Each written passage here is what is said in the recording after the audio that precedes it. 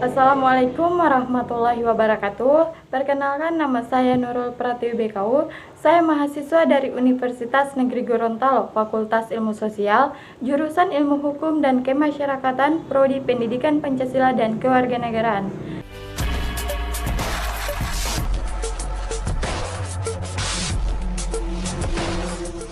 Di sini saya akan membahas mengenai sistem pemerintahan Indonesia dan masalah demokrasi di Indonesia. Sistem pemerintahan Negara Republik Indonesia. Negara Indonesia salah satu negara yang berada di Asia Tenggara dan menjadi salah satu perintis pelopor dan pendiri berdirinya ASEAN. Letak geografis Indonesia yang berada di antara dua samudra, yaitu Samudra Pasifik dan Samudra Hindia, serta diapit oleh dua benua, yaitu benua Asia dan Australia. Menurut pasal 1 ayat 1, Indonesia adalah negara kesatuan yang berbentuk republik. Menurut Undang-Undang Dasar 1945, kedaulatan berada di tangan rakyat dan dilaksanakan menurut Undang-Undang Dasar. Sistem pemerintahannya yaitu negara berdasarkan hukum. Dengan kata lain, penyelenggara pemerintahan tidak berdasarkan pada kekuasaan lain dengan berlandaskan pada hukum ini. Maka Indonesia bukan negara bersifat absolutisme atau kekuasaan yang tidak terbatas. Semenjak lahirnya reformasi pada akhir tahun 1998, bangsa dan negara Indonesia menjadi perubahan sistem pemerintahan Indonesia, yaitu dari pemerintahan yang sentralistik menjadi desentralisasi atau otonom daerah. Setelah ditetapkannya Undang-Undang Nomor 25 Tahun 1999 tentang pertimbangan keuangan antara pusat dan daerah, serta Undang-Undang Nomor 28 Tahun 1999 tentang penyelenggaraan pemerintahan negara yang bebas KKN, otonomi daerah ditegakkan di Indonesia. Sistem pemerintahan negara Indonesia dapat diartikan dalam dua bagian, yaitu dalam arti sempit dan dalam arti luas. Dalam arti sempit, pemerintahan terdiri dari lembaga eksekutif saja, yaitu tingkat pusat meliputi presiden dan wakil presiden, menteri-menteri, ruang lingkupnya. Yang kedua, ada tingkat daerah meliputi provinsi terdiri dari gubernur dan wakil gubernur yang dibantu oleh dinas-dinas. Yang terakhir yaitu kota dan kabupaten yang dipimpin oleh wali kota dan wakil wali kota atau bupati dan wakil bupati, dibantu oleh dinas-dinas, camat atau lurah, kepala desa, serta RT RW dan kadus. Sedangkan dalam arti luas telah meliputi semua alat kelengkapan negara, yaitu MPR, DPR, DPD, Presiden dan Wakil Presiden, BPK, MA, MK, KY, dan lembaga khusus seperti KPK, KPU, dan Bank Sentral. Di Indonesia, alat kelengkapan negara terdiri dari eksekutif. Pada tingkat pusat dikepalai oleh presiden dan wakil presiden, sedangkan tingkat provinsi dikepalai oleh gubernur dan wakil gubernur. Kota dipimpin oleh wali kota dan wakil wali kota, serta kabupaten dikepalai oleh bupati dan wakil bupati. Tugas pokok dari lembaga ini adalah melaksanakan undang-undang. Yang kedua ada legislatif, yang meliputi DPR, DPRD, provinsi, DPRD kota atau kabupaten, serta DPD. Tugas dari kelengkapan ini adalah untuk membuat undang-undang. Yang ketiga ada konstitutif. Lembaga ini adalah penjelmaan dari penggabungan kekuatan dari lembaga legislatif. Jika DPR dan DPD menggabungkan diri dari bersidang sesuai undang-undang, maka akan membentuk MPR, dan MPR mempunyai banyak tugas dan terpenting adalah mengubah dan menetapkan undang-undang. Yang keempat ada auditatif atau BPK, adalah lembaga yang berwenang menaudit kondisi keuangan negara. Hasil DPR untuk dipelajari. Yang terakhir ada yudikatif atau lembaga yudikatif terdiri dari MA, MK, dan KY. Setiap lembaga memiliki fungsi masing-masing sesuai undang-undang. MA berfungsi mengadili perkara pada tingkat kakayasi dan menguji produk hukum di bawah undang-undang, sedangkan MK memiliki fungsi menguji produk hukum di atas undang-undang dan membubarkan partai politik, sementara KY berguna untuk menentukan calon hakim agung. Dalam pemerintahan Republik Indonesia, jika presiden mangkat atau berhalangan maka wakil presiden yang menggantikannya. Tetapi jika keduanya berhalangan atau mangkat maka terdapat 3 menteri yang harus menggantikannya secara bersamaan, yaitu Menteri Dalam Negeri, Menteri Luar Negeri, dan Menteri Pertahanan Keamanan dalam tanggal waktu diatur oleh Undang-Undang. Masa jabatan seorang presiden dan wakil presiden adalah 5 tahun atau 1 periode. Baik presiden maupun wakil presiden dapat dipilih menjadi atau dipilih kembali untuk masa jabatan yang sama, hanya untuk 1 periode. Jadi presiden dan wakil presiden dapat memangku jabatan yang sama untuk 2 periode. Indonesia terdiri tidak selalu menganut sistem pemerintahan presidensial seperti sekarang ini. Sebelum ini, Indonesia sempat menganut sistem pemerintahan parlementer. Berikut ini adalah kronologisnya.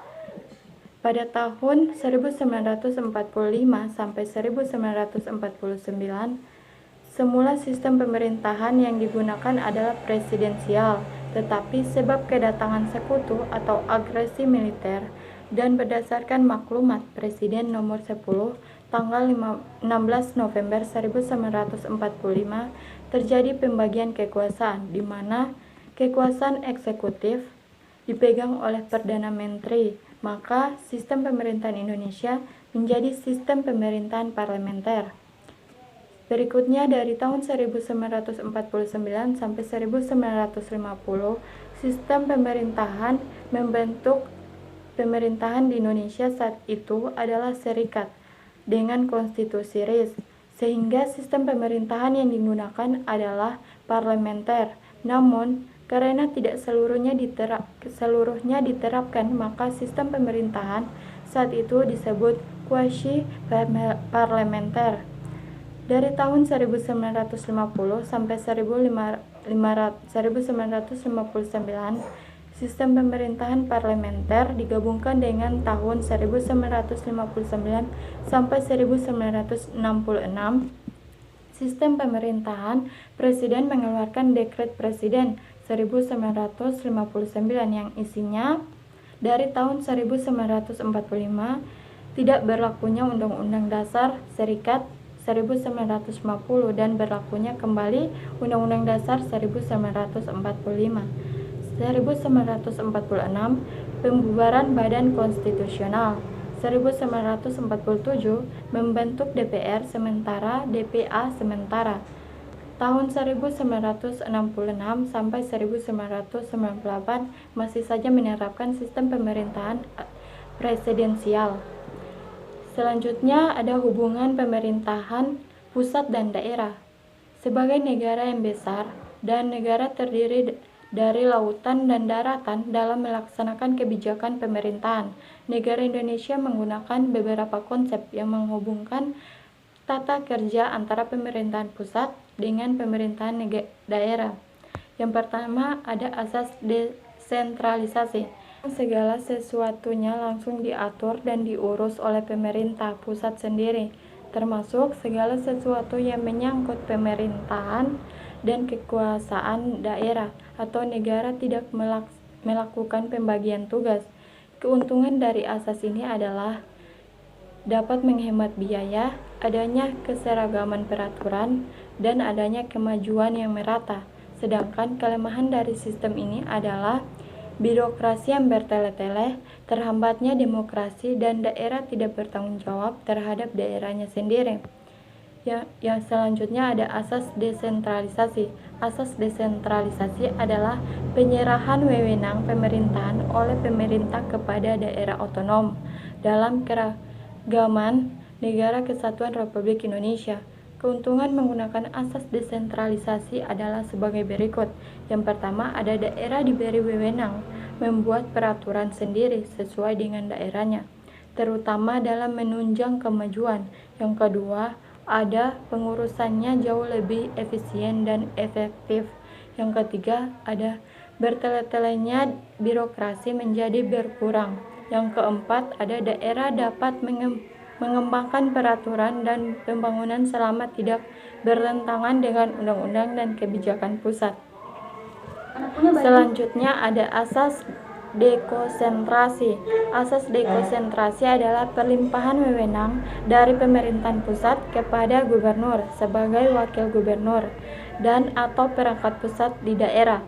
Dalam asas ini, urusan-urusan yang dilimpahkan oleh pemerintah pusat kepada pejabat di daerah menjadi tanggung jawab pemerintah pusat, baik tentang sarana prasarana, pelaksanaan maupun pembiayaannya. Selanjutnya ada asas tugas pembantuan, yaitu tugas pembantuan adalah penugasan dari pemerintah pusat kepada daerah dan desa dari daerah ke desa untuk melaksanakan tugas tertentu yang disertai dengan pembiayaan, sarana dan prasarana, serta sumber daya manusia. Dalam hal pertanggungjawaban, maka mereka akan mempertanggungjawabkan kerjaan kepada yang menugaskan. Selanjutnya ada otonom daerah. Otonom daerah adalah kewenangan daerah otonom untuk mengatur dan mengurus kepentingan masyarakat setempat menurut prakarsa sendiri berdasarkan aspirasi masyarakat sesuai dengan peraturan perundang-undangan. Selanjutnya ada permasalahan demokrasi di Indonesia. Demokrasi dipandang sebagai sesuatu yang penting karena nilai-nilai yang dikandungannya sangat diperlukan sebagai acuan untuk menata kehidupan berbangsa dan bernegara yang baik. Demokrasi merupakan alat yang dapat digunakan untuk mewujudkan kebaikan bersama atau masyarakat pemerintahan yang baik. Kebaikan dari sistem demokrasi adalah kekuasaan pemerintah berasal dari rakyat, baik secara langsung maupun perwakilan. Secara teoritis, peluang terlaksanakannya partisipasi politik dan partisipasi warga negara dari seluruh lapisan masyarakat terbuka lebar. Masyarakat juga dapat melakukan kontrol sosial terhadap pelaksanaan pemerintah karena posisi masyarakat adalah sebagai pemegang kedaulatan tertinggi. Namun dalam praktek atau pelaksanaan demokrasi khususnya di Indonesia tidak berjalan sesuai dengan teori yang ada. Demokrasi yang dilaksanakan di Indonesia belum mampu mewujudkan kesejahteraan rakyat dalam bidang politik pun belum terlaksanakan sepenuhnya. Untuk memaparkan lebih lanjut, permasalahan demokrasi ada dua, perlu dikelompokkan lagi menjadi tiga hal, yaitu dari segi teknik dan prosedur, etika politik, serta sistem demokrasi secara keseluruhan. Dari segi teknik dan prosedur, demokrasi di Indonesia sesungguhnya tidak terlaksana. Hal ini dapat dibuktikan dengan terlaksananya pemilu pada tahun 1955, 1971, 1977, 1982, 1987, 1992, 1997, 1999, 2004, dan 2009 untuk pemilihan calon legislatif dan pemilihan calon presiden dan wakil presiden. Bahkan pemilu Indonesia tahun 1999 mendapat apresiasi dari dua internasional sebagai pemilu pertama di era reformasi yang telah berlangsung secara aman. Di era reformasi yang telah berlangsung secara aman, tertib, jujur, adil, dan dipandang memenuhi standar demokrasi global dengan tingkat partisipasi politik ketika itu adalah 92,7%.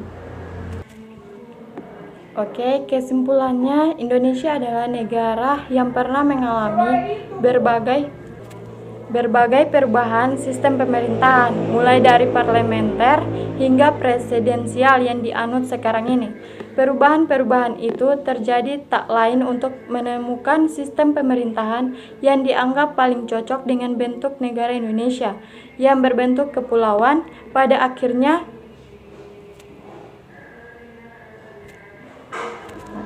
Pada akhirnya, sejarah membuktikan bahwa negara kesatuan dengan sistem pemerintahan presidensial adalah bentuk yang paling tepat untuk negara Indonesia yang penduduknya tersebar di berbagai kepulauan di Indonesia. Negara ini dan terbagi dalam beragam suku bangsa. Oke, baiklah, itulah yang saya bisa paparkan. Mohon maaf bila ada salah. Sekian dan terima kasih. Taufik wal hidayah. Wassalamualaikum warahmatullahi wabarakatuh.